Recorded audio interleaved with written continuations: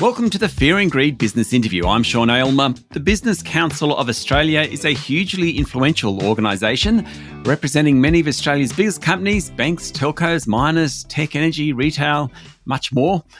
It's a group that advocates for business, pushing for change with the government of the day and often coming into conflict with others, such as the union movement. But at its core is productivity and growth, making it easier to run and grow a business in Australia. So today I wanted to put it to the BCA, the top 3 things that need to happen to improve efficiency and allow Australian companies to boom. Bran Black is the Chief Executive of the Business Council of Australia. Bran, welcome to Fear and Greed. Thanks so much for having me on the show. So you've only been in the role since September, just as the government came in and made some pretty significant changes to industrial relations, for example, I think probably late last year. I want to get into the IR, changes in IR shortly, but before that, are you enjoying the job? Yeah, very much so. It's enormously challenging, but in a very good way. And I'm, enormously privileged to have the opportunity to work with so many diverse companies right across the length and breadth of the Australian economy and ultimately push for policy that we see as being critical to the future prosperity of the country. Okay, so let's talk about industrial relations. Plenty of changes in the last half of last year, more to come. Where does the BCA stand on some of those changes, which the government said were necessary to kind of help lower paid workers in particular and contractors, that type of thing? Where do you stand on those? Well, we were pretty concerned with the changes. Of course, we want to see wages increase. Of course, we want to see real wage increases rather than, I think, what we have seen, which is some scope for inflationary wage increases to the extent that they haven't been backed by productivity gains. But more broadly on industrial relations, there have been lots of changes that cover really the full remit of employment relationships within our economy. And in many instances, what they do is add a lot of time, cost and complexity to the way in which business is done. One of the things that we're deeply concerned about is that we're still yet to see what these changes look like in terms of how they track through across the economy, as businesses are still very much in the process of going through what compliance looks like and getting themselves in line with the new requirements. And indeed, there are some processes that are very much yet to play out, and we're concerned about what that might look like. An example is intractable bargaining.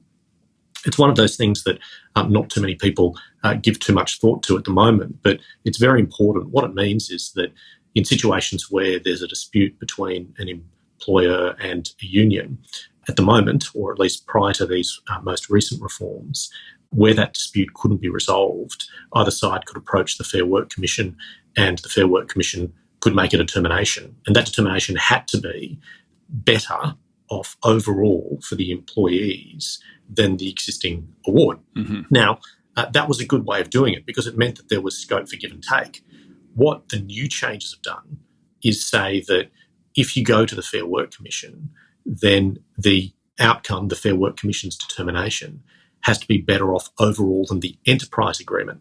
Now, remember that the enterprise agreement sits above the award, and it's not just better off overall than the enterprise agreement, it's every single term on a term-by-term basis has to be better off. So there is much less scope for negotiation. There is much less scope or indeed incentive for unions to come to the table and work hand in glove and hand in hand with employers. And what we're saying is that overall in the industrial relations system, what we'd like to see is more scope for that flexible type of discussion at the enterprise level. So, at the enterprise level, you've got the scope to have discussions about terms and conditions and make trade-offs as needed.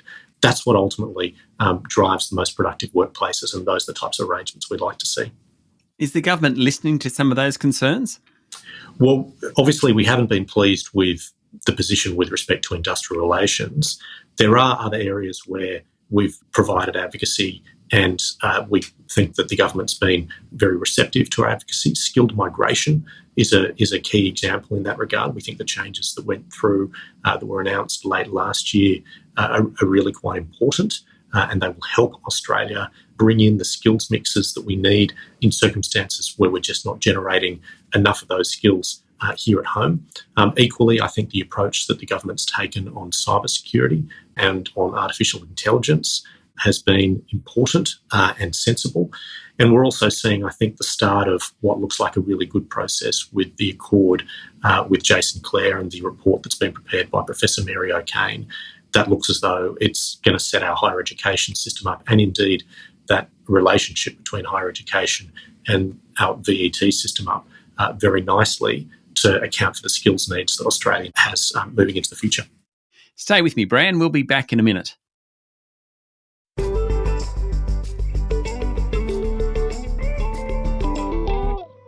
I'm speaking to BCA Chief Executive, Bran Black.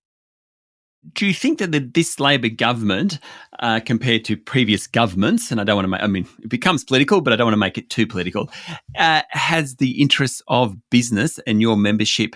They understand it. I appreciate it's a Labor government, and so perhaps they have a bias towards employees, but do they understand the needs of business?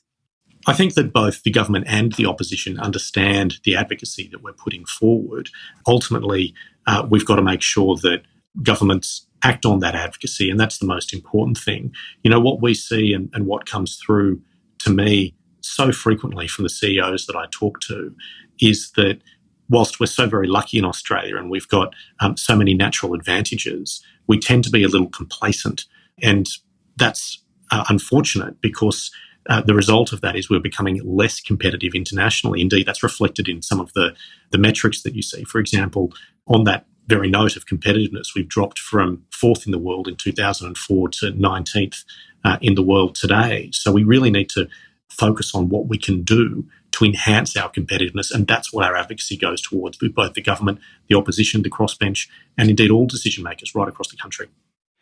Okay, so if you had a wish list for what you would like the government to do to improve competitiveness, to improve efficiency, to improve productivity, what is it? I mean, I'm sure you've already talked about cyber and AI, migration, higher education, but what are the really key things that you would like to see the government push to help us become a more efficient, more competitive country?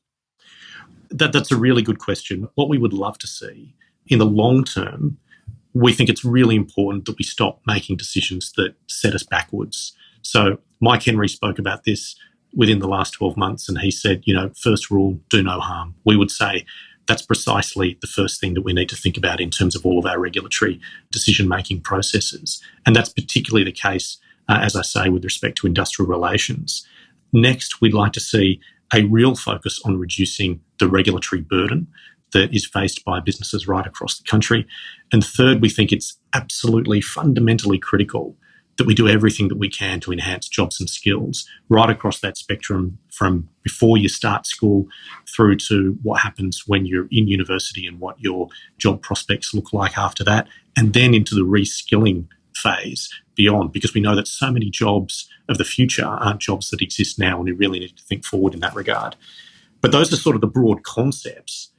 What we've done in the last little while is make a submission to the government in terms of its pre-budget consideration. And there are three things that I'd really call out, if I can, that we regard as quite important. The first is we'd love to see a reform fund which drives productivity and encourages productivity across the states and territories. We saw back in the 1990s that similar types of funds with a $5 billion investment by the federal government produced about $60 billion a year in GDP benefit to the country. What we'd like to see is a reform fund that incentivises states to undertake productivity enhancing reforms like, for example, synchronising and harmonising payroll tax settings, like incrementally but definitely moving from stamp duty towards land tax, and of course just cutting regulation across the board.